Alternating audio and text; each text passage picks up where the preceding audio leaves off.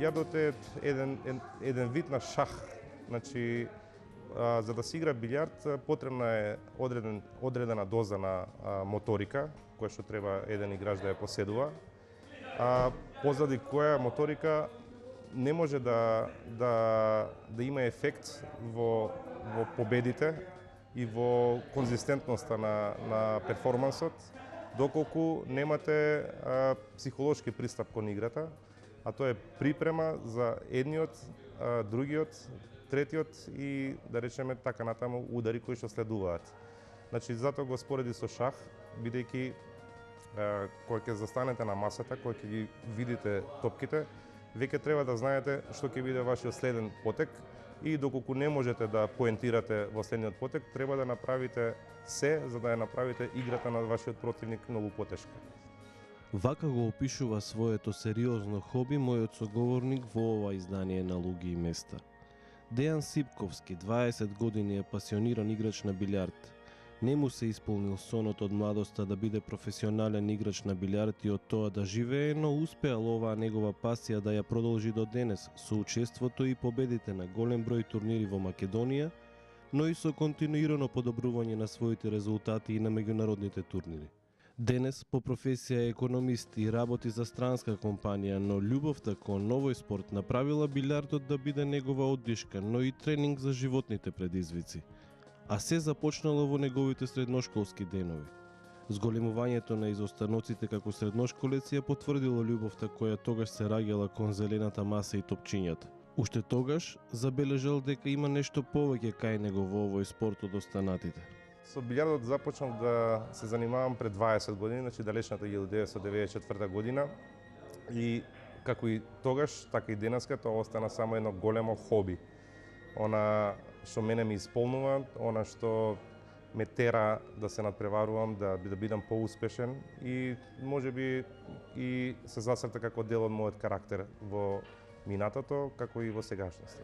1994 година, значи тоа е веќе втората година од средното образование.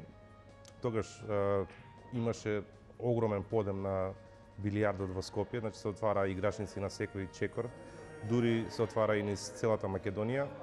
Така да со таа популаризација на спорт активно се занимававме поголем дел од моето друштво и тоа од хоби, да речеме, прерасна во еден вид на надпреварување, кој што во тоа време имаше, да речеме, поголеми средства, така да имаше месечни или полугодишни турнири кои што носеа солидни средства и напорно вежбавме за да ги освоиме тие турнири. Во тој период, покрај играњето класичен билјард со дупки, кај него се родила и љубовта кон еден друг вид билјард – снукерот, кој во светски рамки е многу популарен, а во Македонија и денес има мал број приврзаници. Тогаш во мојата младост, на мои 15 години, јас мислев дека ќе можам професионално да се бавам со тој спорт, бидејќи јас во тоа време бев голем влюбеник во снукерот.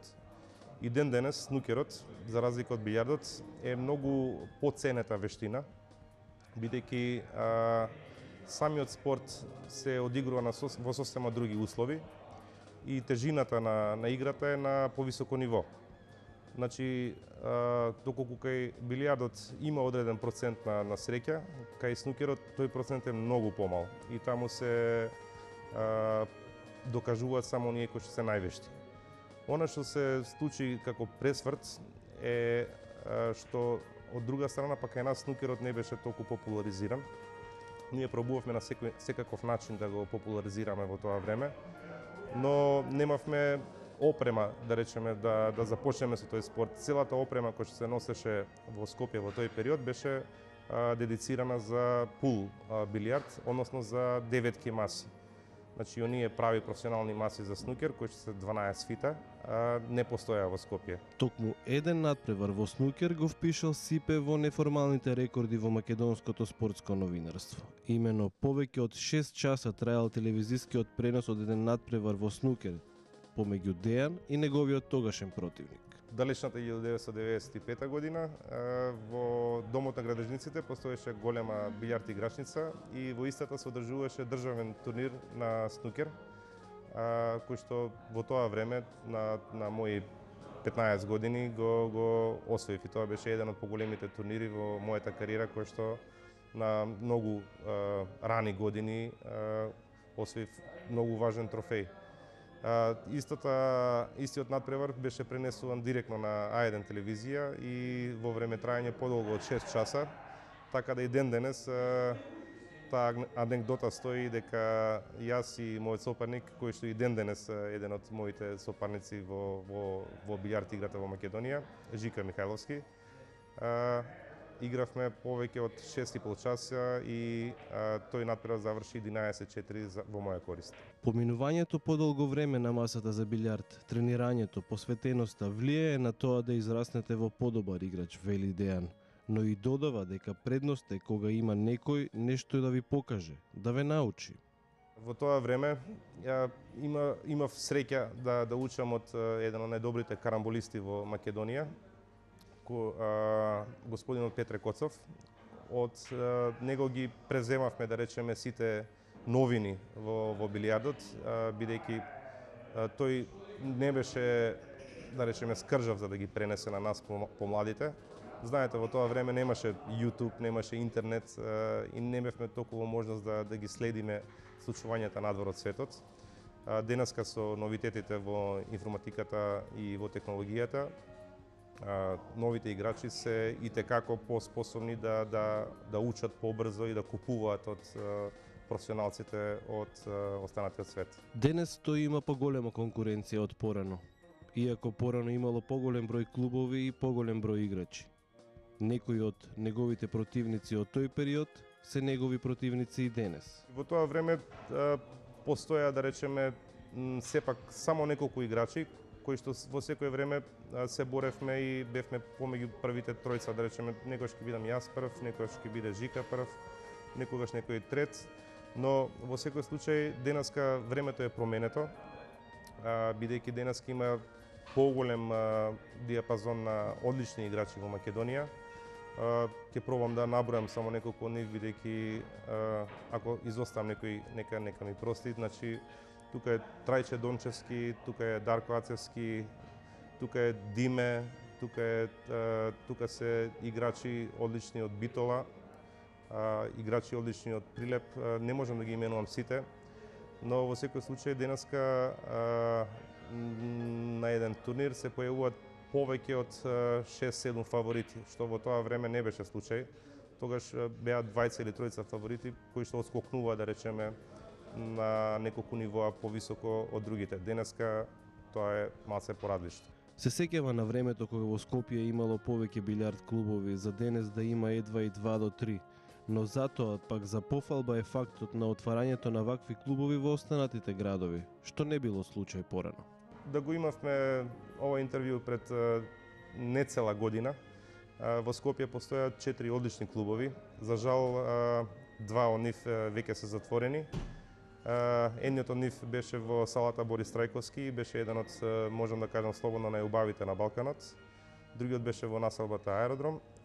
Третиот е овој клуб во кој што денеска го имаме ова интервју, значи Гран клуб, кој што во овој момент е најдобар клуб во Скопје, и останува уште еден клуб кој што е лоциран кај Педагошка.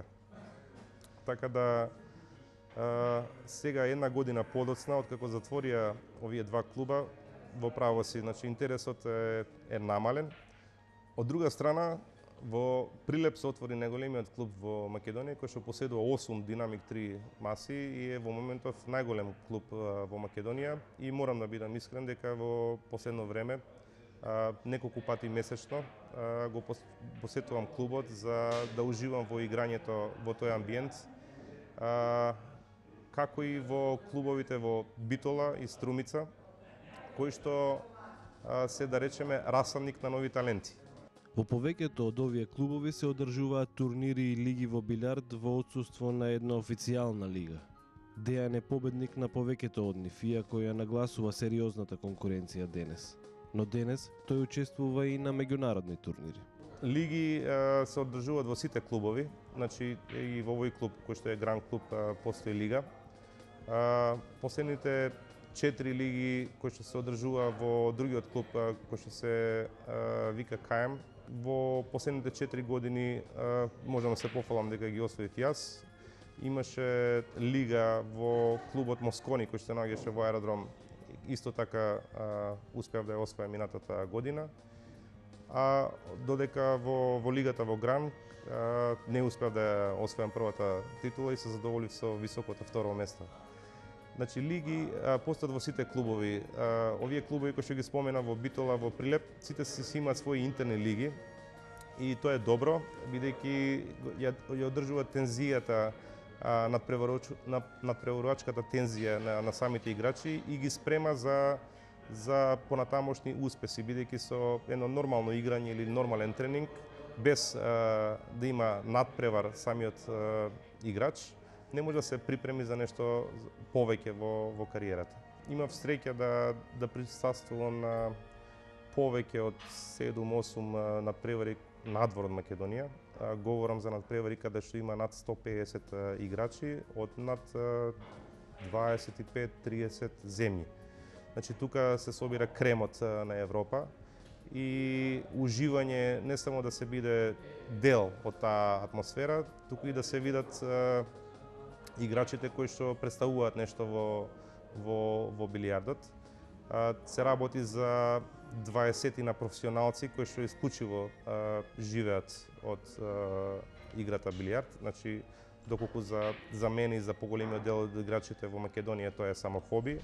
Овие играчи се играчи кои што ги гледаме на Евроспорт, на Sky Sport, кои што заработуваат стотици илјадници евра годишно од турнири и уште толку од спонзори.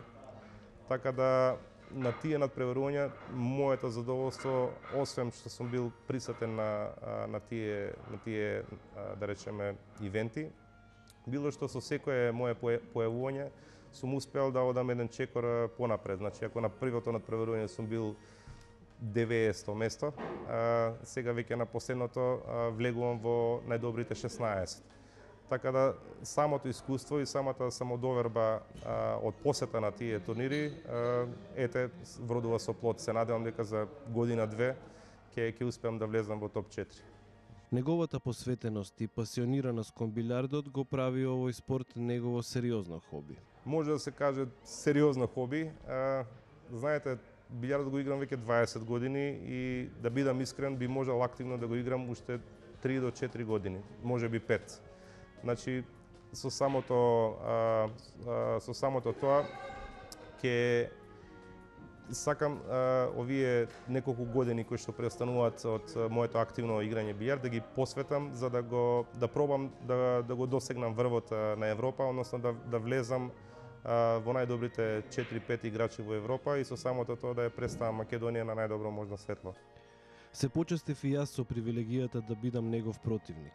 Она што е интересно кога играте со вакви играчи е токму тоа кој ќе го изведе првиот удар, бидејќи играчите ко Дејан може многу лесно да го завршат надпреварот доколку биде успешно разбивањето. Мораше да ми попушти Дејан, но и покрај тоа морам да признаам дека многу повеќе гледав отколку што играв. А вие не мора да играте, но може да не гледате за точно 7 дена кај некои други луѓе на некое друго место.